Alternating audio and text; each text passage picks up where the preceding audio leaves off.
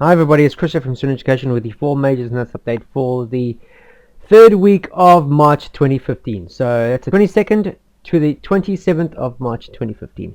Going to be looking at the 4 majors, starting with the euro against US dollar. Having a look at the monthly at each time frame just to have a quick brief outlook as to see how the month has progressed for March. You can see we saw a lot of selling through the first part of this month. However, we've seen a pullback to almost 50% of the initial overall candle length. So clearly January and February, clearly consolidation at the 61.8 monthly fib level, and since then we've seen a lot of negative sentiment through March. In fact, you can see the long-term bias over here on the chart still very much to the downside. However, we've seen some intraday pullback momentum, and that's clearly obvious when you look at the overall bias of the candle. So dropping down to the weekly, let's have a look and see how the week has actually closed. You'll notice that we didn't see any new lows from the prior week, in fact.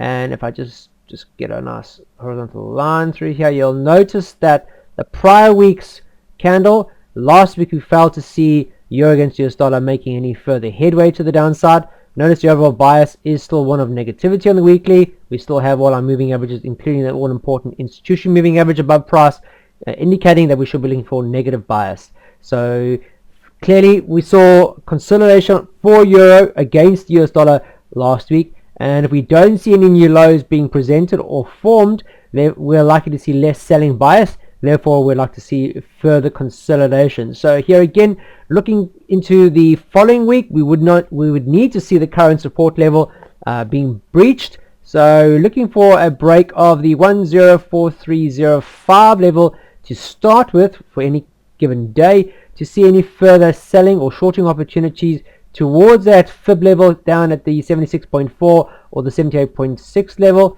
which is in excess of 400 odd pips away. So there's clearly still some further movement to the downside. However, we would need to see the current support level being breached. So drop down to the daily time frame. There again, you can quite clearly see the daily support level here has to be broken, and that's the 2-week low. Okay, so roughly around that 10455 and change. Need to see price closing below that before we see any further selling with the long-term bias, which is negative. So here again this week, look to see if there's any fundamental data that's likely to back up any further selling sentiment for euro, or any weak or any positive or strong US data is going to push the euro lower. Moving on to sterling, let's have a look and see what's happening on the monthly time frame. You'll notice here again, like the euro US dollar pair, we saw consolidation over the past prior month. January and February were consolidated. We didn't see any new lows being formed. However, through March, in fact, we have seen price trading to the downside after a consolidation period or pullback period, which failed to break the high of the February month period. However, if you look at where price is trading out now, it's still trading below the current January and February support level. There we go. If you take the current candles, so the body candles, you'll notice that you had 10546. You'll notice that price has indeed traded lower than that, and we've seen consolidation as it stands at the moment now, going into the third week of March. Dropping down to the weekly time frame, just have a quick look bias at the overall indicator box here. You'll notice that the bias long term is still one of negativity, and the R squared is complementing that on my monthly, weekly, and daily. However, we've seen consolidation on intraday time frames, and that pretty much shows or reflects on the weekly chart exactly that sentiment. Notice that the past 2 weeks, in fact, we've actually seen prices making new lows, which is important. However, saying the same thing as we saw on the euro against US dollar, you'll notice that last week, the close of last week Friday, we failed to see price closing lower than the prior week. Okay, so there again, if we are to see any further opportunities with long-term bias, which is clearly negative according to the indicator box, then we would need to see price making new swing lows. Okay, so therefore we would need to see the daily, any coming day for this the third week of March trading lower. So we would need to see price trading lower than 147403 or closing lower than that on any of these days coming forward, to then give us an idea that we could be looking for further continuations to the downside, and then we could look towards that level down here at 1350 as a potential long-term target, and we're looking in excess of 1200 pips to that level, guys. So there's more than enough on the table to see a valid return on time invested if and when we do get a major or valid entry level on our daily. So we drop down to our daily time frame. There again, you can quite clearly see this is Friday, Thursday, Wednesday, Tuesday, Monday, Sunday. So you can see Friday 2 weeks ago, clearly prices failed to get below that level, and you'll notice that from Wednesday, Thursday, and Friday last week, we saw a lot of hesitation, a lot of volatility in the market, as we saw Wednesday high, Thursday pull back, and then Friday moving in the opposite direction. So a lot of volatility out for the last 3 days of last week, in fact. However, failing to break or breach the support level low here at 14740 and change. So if we are to see any further selling opportunities with long-term bias to the downside, would need to see this level here at 1474 being broken and closing lower before we see any valid opportunities to trade further south to these levels down the bottom. On to the US dollar Swiss franc. Again, the monthly, clearly you can see price has been hounded by the 23.6 fib level on the monthly fib level from the current all-time highs to the current all-time low here at 2011. You'll notice that price has come unstuck or used this area as a major price support level, and recently over the past 4 years, in fact, as a current resistance level. We saw that major candle in January. In fact, we've seen prices pulling back to the highs of those lows. However, you'll notice on the monthly time frame, you can see a major pullback to the downside after a lot of bias to the upside for the US dollar against the Swiss franc. That, however, is starting to wane as you're seeing further selling bias creeping into this particular pair and pulling it low or back towards that 23.6 level. So long-term bias to the upside here clearly. However, you can see a lot of negativity creeping in now on our daily 4-hour and into those intraday time frames. So just dropping down to the weekly time frame, you can quite clearly see that if we took the overall wick for January, in fact, you'll notice that the 23, the 38, the 50, the 61, and the 78.6 levels were all being broken, and you can see price actually over the 2 weeks ago indeed actually reached those highs that we saw prior to the Swiss National Bank unpegging its currency against the euro. So pretty much taking all that momentum back again, and you can see that last week, in fact, we saw a bearish engulfing candle closing lower or engulfing the prior week's all-important upside movement. So price is hindered now by the 78.6 level or the 76.4.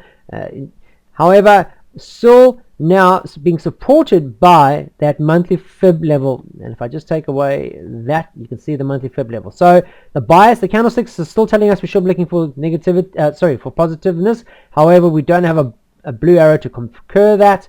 We still have a red one. The RMO is still above, the OSMO is above.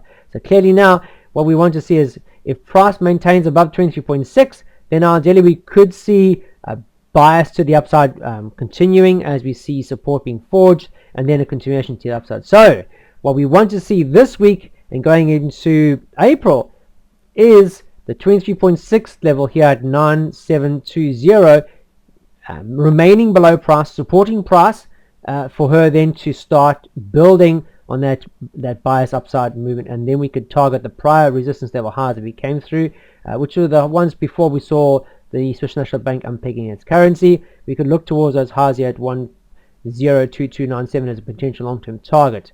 So daily, there again, you can see the candlesticks still very much blue. However, we have a red arrow. We would need to see currently price now remaining above the 23.6 level to still look for positive momentum or bullish momentum. If price were to fall and close lower than the 23.6 level and below the institution moving average, then we would look for further negative bias to remain in favor, and then we could look back towards those current lows we saw when the Swiss National government actually unpegged its currency against the euro, which were these lows we saw way down here at 8294 as a potential long-term target for the next quarter or so. So here again, vitally important that price actually maintain these levels here at the 23.6. Otherwise, negativity is going to start creeping into it as we don't see any new highs, and therefore we should be looking to the downside effectively for the remainder of March going into the new month of April.